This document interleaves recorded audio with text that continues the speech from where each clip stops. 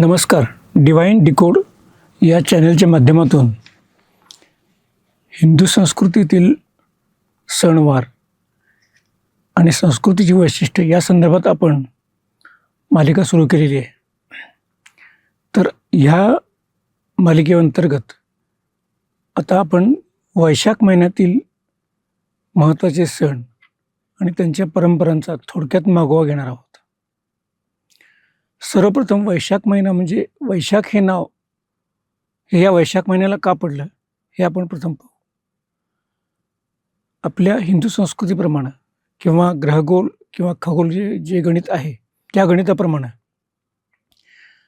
ज्या महिन्यामध्ये ज्या नक्षत्रात पौर्णिमा होत असते त्या पौर्णिमेचं त्या नक्षत्राचं नाव त्या महिन्याला देण्याची परंपरा आपल्या प्राचीन काळापासून आहे. तर ह्या महिन्यातील म्हणजेच वैशाख महिन्यातील पौर्णिमा जी असते ती पौर्णिमा विशाखा नक्षत्रात होते, त्यामुळं ह्या महिन्याला वैशाख हे नाव दिलं जातं.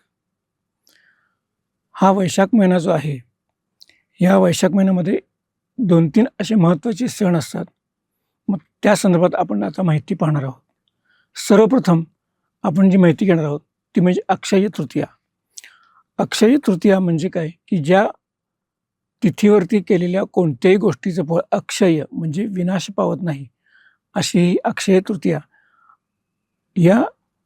हा जो सण आहे ह्या अशा पद्धतीने साजरा केला जातो की ह्या दिवशी कोणतेही काम केलं कोणतेही शुभकर्म केलं तर त्याचं फळ हे अक्षय फळ मिळत असतं.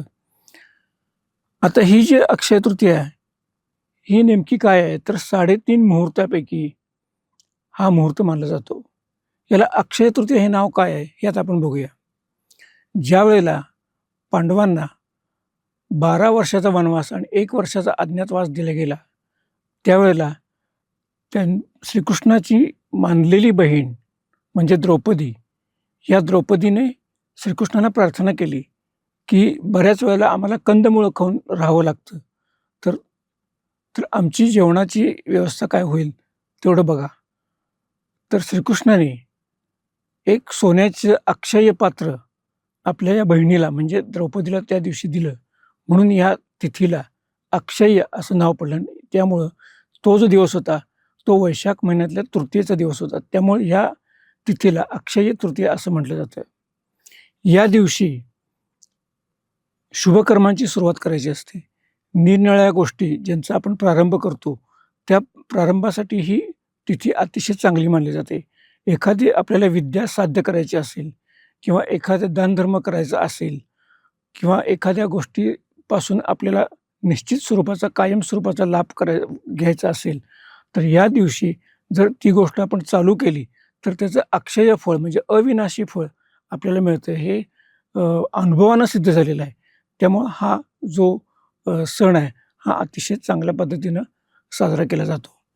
अक्षय तृतीय दिवशी विशेष करून चैत्र गौरीच्या सणाची सांगता केली जाते की चैत्र गौरीची प्रतिष्ठापना ही चैत्र शुद्ध तृतीयेला केली जाते चैत्र महिन्यामध्ये.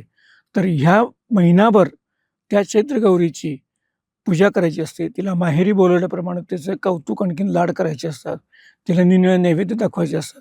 तर ह्या पद्धतीनं तिचं कौतुक करून झाल्यानंतर महिन्याभर तिची सेवा केल्यानंतर अक्षय तृतीये दिवशी देवीची म्हणजे चैत्र गौरीला डाळीची कोशिंबीर, कैरीचं पन्हं, श्रीखंड, पुरी आणि कैरीनं भरलेली ओटी देऊन या सणाची सांगता केली जाते. या दिवशी सुवासिनी स्त्रिया एकमेकींना हळदी कुंकू देऊन आणि कैरीचं पन्हं आणखीन डाळीची कोशिंबीर देऊन एकमेकींचं सन्मान करत असतात.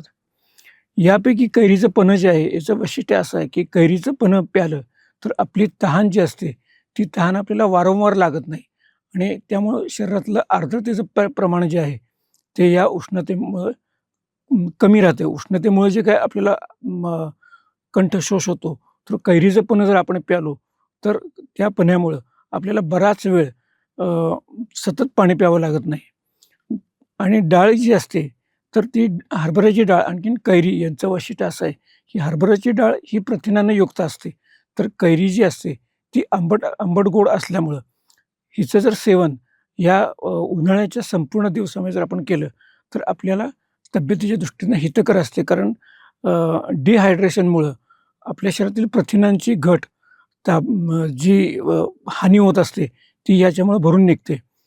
त्याचप्रमाणे श्रीखंड किंवा पुरी असे जे पदार्थ असतात, त्याच्यामुळं सुद्धा निरनिराळे आपल्या शरीराला अत्यावश्यक घटक मिळत असतात.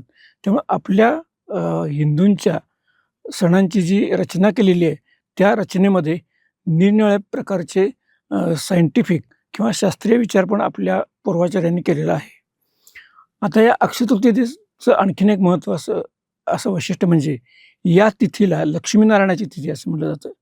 या तिथीला भगवान महाविष्णू आणखीन महालक्ष्मी यांचा आशीर्वाद असल्यामुळं या दिवशी सोनं, चांदी, रत्न यांची खरेदी केली जाते. त्याचप्रमाणे इन्व्हेस्टमेंट जर कुठली करायची असेल, तर ह्या दिवशी जर आपण इन्व्हेस्टमेंट करायला सुरुवात केली, तर त्याचं अक्षय पद्धतीचं फळ आपल्याला मिळत असतं किंवा सोनं, नाणं, त्याचप्रमाणे चांदी ही आपल्या घरात अक्षय राहावीशी जर आपल्याला वाटत असेल, तर या दिवशी जर आपण ती खरेदी केली, तर आपल्याला त्याचा अतिशय चांगला असा परिणाम होतो आणि ते सोनं, चांदी किंवा रत्न जी असतील, ती आपल्याला विकावी लागत नाहीत. जी इन्व्हेस्टमेंट केलेली असेल, भले ती जमिनीत केलेली असू दे किंवा शेअरमध्ये केलेली असू दे किंवा निरनिराळ्या इन्व्हेस्टमेंटमध्ये केलेली असू दे, तिचा विनाश होत नाही किंवा त्यामध्ये फसवणूक होत नाही. हे हे अनुभवांती आलेलं सत्य आहे. आता अक्षय तृतीयेप्रमाणेच या दिवशी आणखीन एक वैशिष्ट्य असं असतं, की या अक्षय तृतीये दिवशी भगवान महाविष्णूंचे जे दशावतार आहेत, त्या दशावतारापैकी भगवान महाविष्णूंचे 6वे अवतार म्हणजे भगवान परशुराम, या परशुरामांचा जन्म या तिथी दिवशी झाला. भगवान परशुराम हे चिरंजीव सप्त चिरंजीवांच्यापैकी एक आहेत. त्यामुळे ते कलियुगाच्या अंतापर्यंत अ, चिरंजीव किंवा अस्तित्वात आहेत असं मानलं जातं.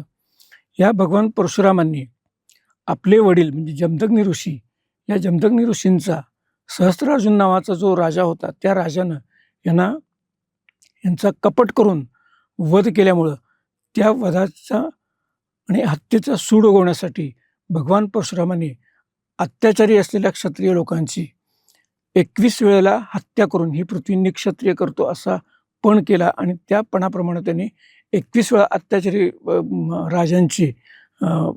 राजांचं निर्दालन करून ही पृथ्वी जी आहे ती निक्षत्रिय करण्याचा प्रयत्न केला. आणखीन त्यामध्ये ते यशस्वी झाले. यानंतर भगवान परशुरामांनी जर कुठली महत्त्वाची गोष्ट केलेली असेल, तर भगवान परशुरामांनी सागराला मागं सारून कोकण प्रांतामध्ये परशुराम भूमीची म्हणजेच आता जे आपण कोकण म्हणतो, त्याची स्थापना जी आहे, ती भगवान परशुरामांनी केलेली आहे असं मानलं जातं.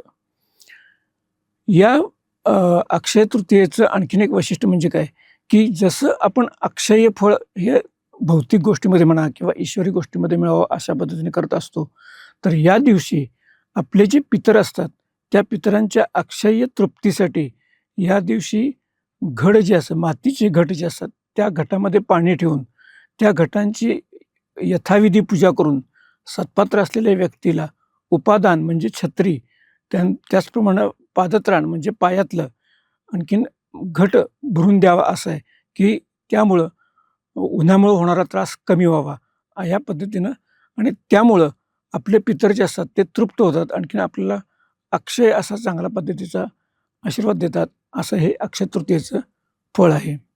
आता या वैशाख महिन्यामध्ये आणखीन एक असं एक महत्त्वाची महापुरुष जन्माला आलेले आहेत.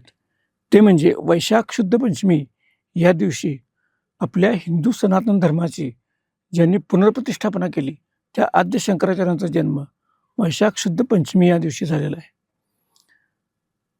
केदारनाथ या ठिकाणी अवघ्या 32 वर्षानंतर ज्यांनी योग समाधी घेतली, अशा या आपल्या आद्य शंकराचार्यांनी 32 वर्षामध्ये 4 वेळेला आसेतू हिमाचल हिंडून पायी भ्रमण करून हिंदू धर्मातल्या अनिष्ट चालीरीती आणि अनिष्ट प्रथा यांचं उच्चाटन करून शुद्ध आणखीन चांगल्या प्रकारचा वैदिक हिंदू धर्माची प्रतिष्ठापना केली. त्यापूर्वी हिंदू धर्मामध्ये निरनिराळे मतमतांतर होती. त्याचप्रमाणे बौद्ध धर्मानुयायांनी आपल्या धर्मावरती आक्रमण करण्याचा प्रयत्न केला होता.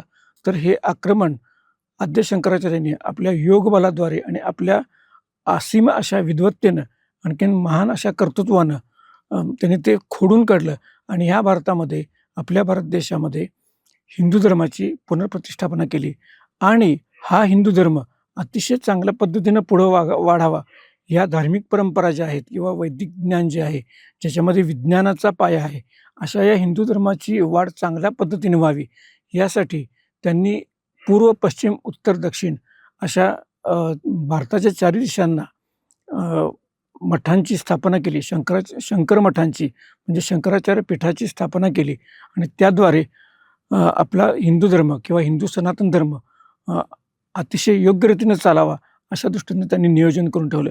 हे आद्य शंकराचार्यांचे आपल्यावरती फार मोठे महान असे उपकार आहेत. आद्य शंकराचार्यांच्या बाबतीत एक असं म्हटलं जातं, की आज आपण असं समजतो, की राजाराम मोहन रॉय यांनी आणि लॉर्ड बेंटिक यांनी सतीची चाल नष्ट केली किंवा सतीच्या चालीवरती त्यांनी निर्बंध आणले आणि हे बंद केले असं म्हटलं जातं. परंतु हे अर्धसत्य आहे. सर्वप्रथम सतीची चाल जर कोणी बंद केली असेल तर ती आद्य शंकराचार्यांनी केली. आद्य शंकराचार्यांनी आपल्या मातेला सती जाण्यापासून रोखलं आणि त्यानंतर आद्य शंकराचार्यांच्या नंतर आणखीन एका महान व्यक्तीला याचं श्रेय जातं, ते म्हणजे आपले शककर्ते छत्रपती शिवाजी महाराज यांनी देखील जिजाऊ माँसाहेबांना सती जाण्यापासून रोखलं आणि या सती जाण्याची प्रथा जी होती त्या प्रथेला अंकुश लावण्याचा प्रयत्न या दोन महान विभूतींनी केला. पण आपल्याला इतिहासात असं शिकवलं जातं, की ह्या सतीची चाल बंद केली कोणी, तर राजाराम मोहन रॉय आणि लॉर्ड बेंटिक यांनी. कदाचित त्यांनी कायदा केला असेल, अभ्यास केला असेल, परंतु प्रथम बंद करण्याचं जे श्रेय आहे सती प्रथा किंवा अनिष्टच्या गोष्टी धर्मातल्या आहेत, हिंदू धर्मातल्या, त्या बंद करण्याचं श्रेय हे आद्य शंकराचार्य आणि छत्रपती शिवाजी महाराज यांना जात असतं. अशा प्रकारे आपण ह्या वैशाख महिन्याची माहिती पाहिलेली आहे.